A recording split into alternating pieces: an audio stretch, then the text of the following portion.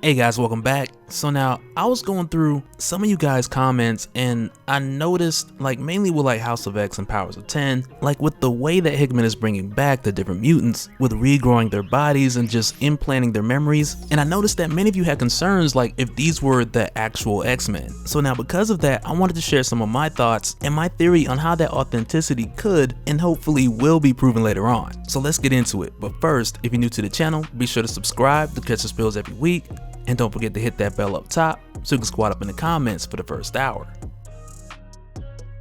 Alright, so just jumping right into it, and just to be just as straightforward as possible, I first want to say that I totally feel you guys. Like the whole idea of just growing the body and like that part is cool, but the whole Cerebro backing up their memories and just uploading them, though they may be up to date as far as the memories of what they've experienced, like that's cool as well too. But at the end of the day, I've been noticing there's this boiling topic of as far as your memories, that's really just information. But as far as your soul or your consciousness, it's almost like that's becoming like the big elephant in the room. And I gotta say, what I believe, or at least what I'm hoping, it actually stems from Powers of 10 issue number 4. Because at the time when Xavier and Magneto went to go see Mr. Sinister on his island Bar Sinister, which had multiple versions of himself in different forms and fashions, but even still, amongst these different copies, there were different rumors and talk about the many secrets that Mr. Sinister has. And I feel like a lot of these secrets are things that Hickman's gonna fill us in about later on, like one of them giving us a teaser to Cyclops, Vulcan, and Havoc having another brother or sister, talking about two brothers jumping out of a plane, and for the longest time many wondered if there's a third, and the possibility of Sinister being aware of them having more siblings, like beyond the 3 that we already know about, which would be pretty cool to see what Hickman would do with that. But amongst Sinister's secrets, when we look at Sinister's secret number 3, which very much seems like it's pertaining to Madeline Pryor, the clone of Jean Grey, the mother of Cable, who later became the Goblin Queen,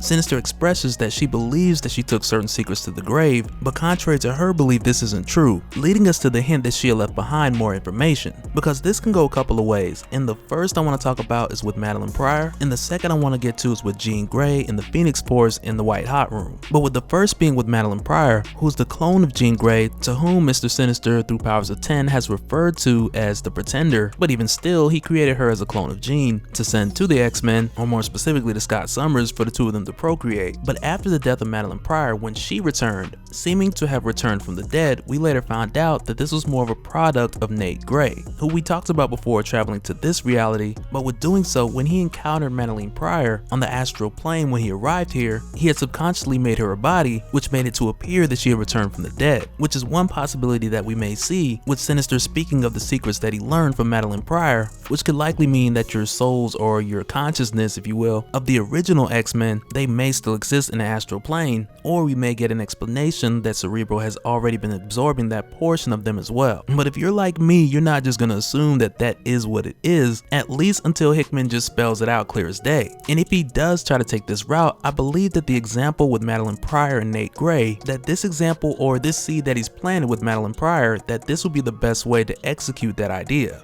And so now as far as the Phoenix Force, and it doesn't necessarily have to be Jean Grey, it could be any of the avatars. It could be Rachel Summers, Kid Omega, Cyclops, anybody. But when I was thinking about this, like in my mind, I was kind of playing with the idea that perhaps upon the death of the original X-Men, and that is if they are truly dead, but I'll talk about that a little later. But like just playing with the idea, like if the original X-Men are dead, then it's likely that their true consciousness would have went to the White Hot Room, which is like your plane of existence for the Phoenix Force, which is like your home of the Phoenix Force, and it also serves as a realm for the afterlife, which is something that could work for like a later time if there ever needed to be an explanation for any of the individual's true consciousness ever needing to be placed back in the body and then later updated with new memories by the newer version of Cerebro. And with this second idea, it kind of makes me rethink the words of Charles Xavier, with him saying first copying the mind and the essence of who these mutants are, so that one day he could later put a soul into these bodies. Like with this second theory way of thinking, it makes it sound kind of like two different events, with the initial process of putting the memories in the bodies only making them functional so that the mutant race will always have the X-Men, but at the part about him one day putting a soul into the body, if that is actually a separate event, then it is very likely that this will have to do with the Phoenix Force and the White Hot Room, which if we do see, it is most likely to come through by one of the previous avatars of the Phoenix Force. And so now last but not least, the third thing I was thinking, just to answer you guys' questions, it's my theory that I shared with one of you guys in the comments or either on Twitter,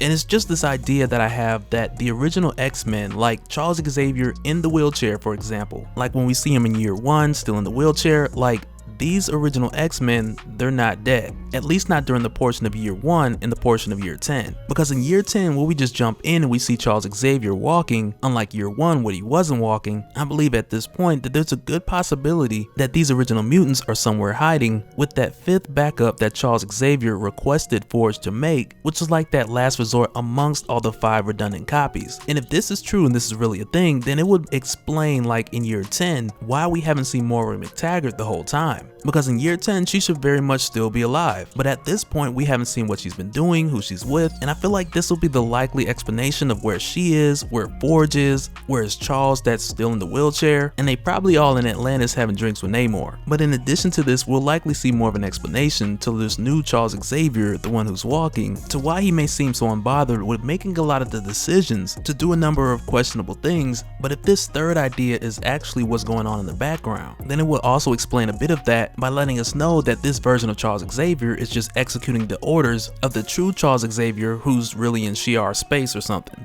Like it could be Atlantis, could be shi'ar space, who knows? And I know this is an extravagant theory, but at the same time, we're dealing with an extravagant story right now. So for that reasons, I'm just thinking like those are the possibilities of what we may see, just going off what we have seen and what some of these hints may be leading to. But that'll do it for this one, guys. Just wanted to share my thoughts real quick and just make a quick video instead of typing like 10 paragraphs down in the comments. But if you guys have some ideas or some theories to how this may be working in the background, I would love to check out your paragraphs down in the comments. And possibly we could figure out much of this before it all wraps up. But that'll do it for this one, guys. At this point, we're still like issue 5 of both House of X and Powers of 10, which leaves us a final issue for each one, which I kind of feel like is going to give us some answers about some things, but at the same time give us a huge cliffhanger going into the other upcoming series. But let me know your guys' thoughts down below, and we'll do it again in the next one.